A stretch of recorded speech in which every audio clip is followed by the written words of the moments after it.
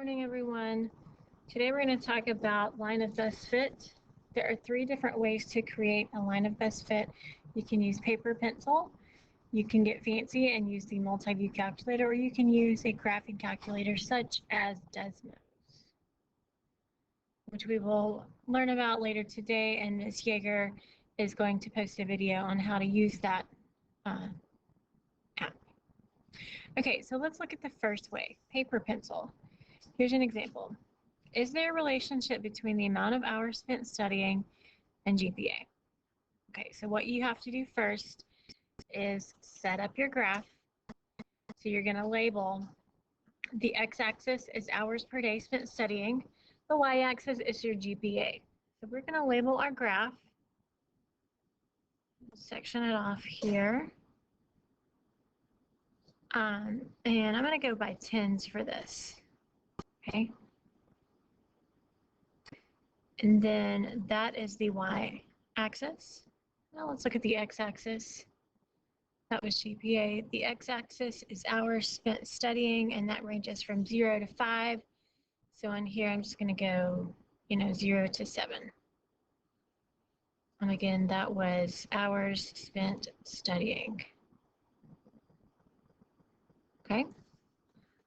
If you need to pause the video to set up your graph, please go ahead and pause the video right now. Okay. After you set up your graph, you need to plot your points. Okay, so 0, 54 is a point. It's right here. Then we have 0.5 and 61. It's about there. Again, we're guesstimating here. Just continue to plot your points. If you need to pause the video to plot your points, go ahead and do so now.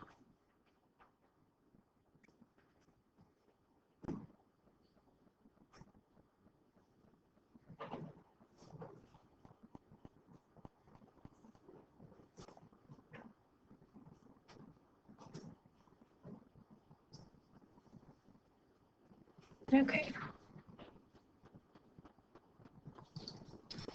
So from here, what I did, I didn't draw that line. The lovely smart notebook did that for me. But I tried to get a line where I had, the same number of points on top, on bottom. I'm trying to guesstimate where that should be, and yours might look a little bit different than mine, and that's okay. This is paper pencil. It's going to be a little bit off, and that's okay. We're guesstimating. So the next thing I want to do is pick 2 points. So what I picked this point 1 and 74, because that's really close to where my line is. And then I picked 3 and 91 right here. Okay. I just picked 2 points. And then from here, if you have 2 points on a line, you can find the slope. So that's what we're going to do. I know it's been a while, but that's okay. So if those are your 2 points, you remember it's x1, y1, x2, y2. To find the slope, it's going to be y2 minus y1, so that's going to be 91 minus 74. And then that's going to be over 3 minus 1. When you do that, you should get 17 over 2 or 8.5. That is your slope that you calculated. Now, looking at your line that you made, where does that cross the y-axis? Mine looks like it crosses around 63. Okay. And if yours looks more like 65 or 64, that's fine. So now we've identified our m, we've identified our b. Do you recall y equals mx plus b? We're going to fill in the 8.5 for m, and we're going to fill in the 63 for b. So this is our line of best fit. Okay. Y equals 8.5x plus 63. That's by hand. Now let's learn how to do it for real. Like with your calculator, it's going to be a lot more exact. So here are the directions down here. You're going to click the data key.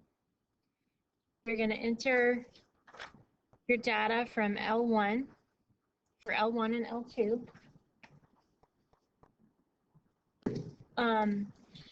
So L1 is going to be these X values, and don't change the order. Just type in 0, enter, 0.5, enter, 0.5, enter. Enter that list in L1. And then for your Y, you're going to put that list in L2. Again, do not alter the order. Okay. After you enter your data in L1 and L2, you're going to follow these directions exactly. You're going to hit second button. It's a green button at the top left. And then you're going to hit second var stats. Choose L1 under X data and L2 under Y data. And then you want to arrow down or keep hitting enter until you get to the word calculate. Hit enter. And then once you do this, you're going to see some information that you may not necessarily need, but keep scrolling down until you get to A equals, B equals, and R equals. I'm not sure why the calculator does this, but it changes the M to an A. So when you find those numbers, we're going to round 2 decimal places. In that list, A should be 7.97 when you round, and B should be 63.47. Okay. And then if you look at your R value, which is right below that, it's 0.912. This tells us that there is a strong positive correlation between hours per day spent studying and GPA.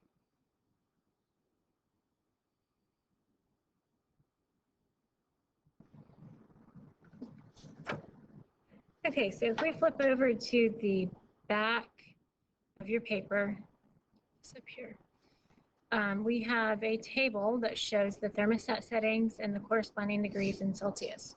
I want you to pause the video, and what I want you to do is do this with your calculator. So you're going to put this list in L1, gas mark setting, then you're going to put temperature in Celsius in L2, and you're going to determine the line of best fit using the multi-view calculator. And then once you do that, predict the temperature to the nearest degree when the setting is 20.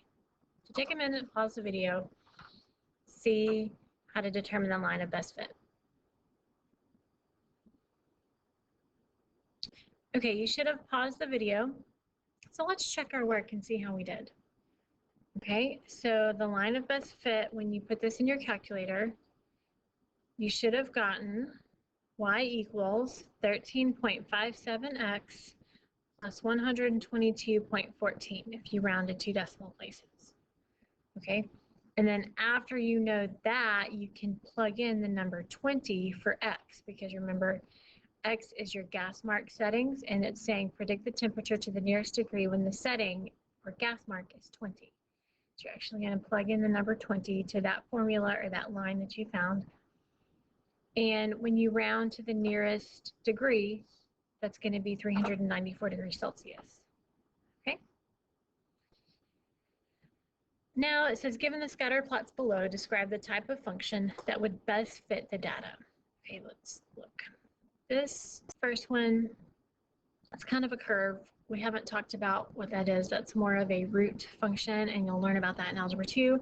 But this is definitely not a line, right? So it is non-linear for sure.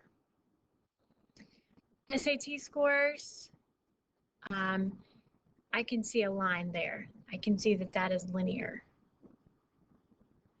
Okay, and the key, line of best fits do not have to be linear, okay?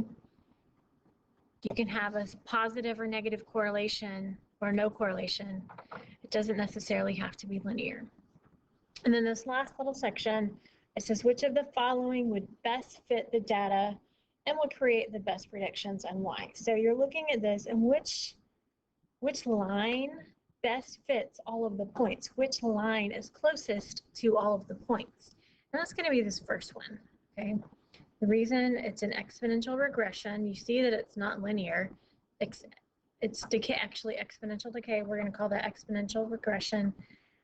Best fit the data values because they're very close. That line is very close to all those data points, okay? Thank you for watching, and we'll see you again soon.